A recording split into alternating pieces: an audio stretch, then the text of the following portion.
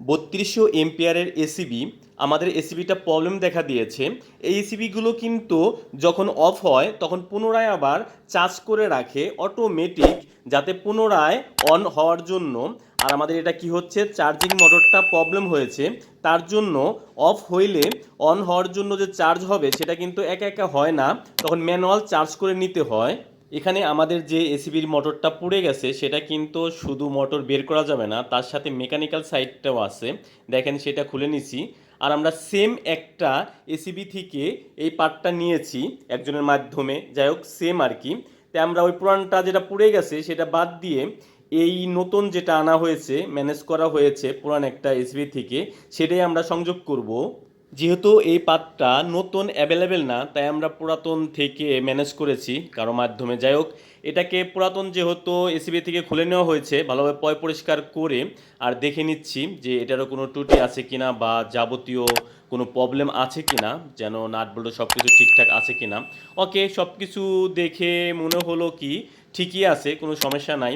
তাহলে এখন এই পার্টটা আমরা কি করব, এসিবিতে সংযোগ করব। দেখেন এসিবির ডান সাইডেই এই মেকানিক্যাল পার্ট মোটরটি সহ থাকে। দেখেন এটা অতটা ইজি না আসলে, এটা এখানে সেটিং করা অনেক ক্রিটিক্যাল জায়গা। যাই হোক, তারপরে সবাই মিলে চেষ্টা করছি যেভাবে ছিল সেমভাবে এটাকে সেখানে বসাতে।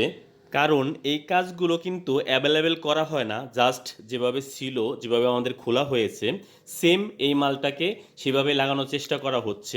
আর এখানে কিন্তু অনেকগুলো কানেকশন আছে এই মোটরটার প্রিমিয়াম, যাতে যে পয়েন্টে যে কানেকশনটা সেটা কিন্তু আমরা অনেক লেইখে খোলা হয়েছে, যাতে পুনরায় সেইভাবে আবার আমরা কানেকশন দিতে পারি। কানেকশন ভুল হলেও কিন্তু আমাদের উল্টা হবে, যে পাওয়ারটা সবসময় থাকবে বা এই হবে, অটো কাজ করবে না। সব কিছু মিলিয়ে আমরা কিন্তু সেইভাবে এটাকে সেটিং করা হবে যেভাবে আমাদের আগে ছিল সেম দিয়ে। ওকে, দেখেন করে নিচ্ছি। আমাদের বুঝতে একটু দেরি হলেও আমরা অবশেষে পারছি, কারণ এখানে হচ্ছে হলো ম্যানুয়াল যে হ্যান্ডেলটা আছে সেটার প্রিমিয়ামটা এইটার মোটরে মানে প্রিমিয়ামের ভিতরে যাবে, যেন ম্যানুয়াল হ্যান্ডেল প্রেস করলেও যেন আমাদের প্রিমিয়ামটি স্প্রিংয়ের মাধ্যমে মোটরটি কাজ করে। সেজন্যই কিন্তু আমাদের একটু দেরি হয়েছে ওই প্রিমিয়ামটা ঢুকাইতে আর কি। যাই হোক, অবশেষে কিন্তু আমরা সুন্দরভাবে ঢুকিয়ে ফেললাম। দেখেন এখন কিন্তু সুন্দরভাবে যে চারটা নাটে আটকানো ছিল সে চারটা নাট দিয়ে সুন্দরভাবে আটকিয়ে দিব।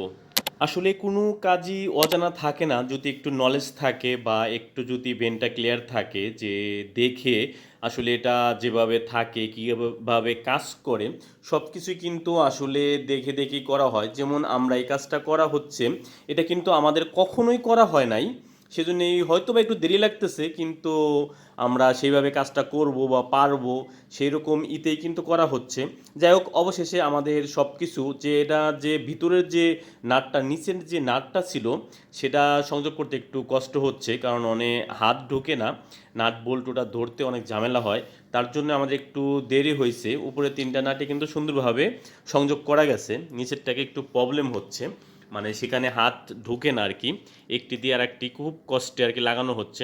যাই হোক, অবশেষে সেটা সম্ভব হলো।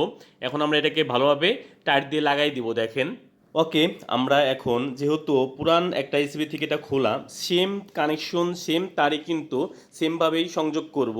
তাই আমরা যে তারটি যেখানে লাগানো ছিল, যে আমরা খাতায় লিখে রাখছি নাম্বারটা, সেই তারটি সেখানে কিন্তু সুন্দরভাবে লাগিয়ে দিব। এটা জ্যাক সিস্টেম, লাগাইতে অতটা ঝামেলা হয় না, সুন্দরভাবে খালি জ্যাকটা পরেই দিব। দেখেন যেখানে যে তারটা আমাদের ছিল সেখানে কিন্তু সেই তারটা সংযোগ করে দিলাম। ওকে, এখন আমরা সব কিছু ড্রেসিং করে কাভার লাগিয়ে পাওয়ার দিব। ধন্যবাদ।